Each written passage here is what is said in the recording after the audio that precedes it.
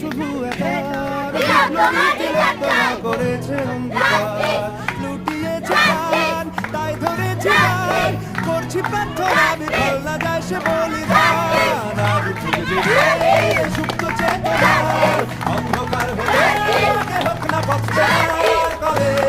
আর কবে আর কবে আর কবে আর কবে আর কবে আর কবে জমে রাখাবে আর কবে হবে মনটা হবে স্বাধীন ঘুরে দাঁড়াবে কবে কণ্ঠ শক্তি কবে চিত্ত স্বাধীন হবে কবে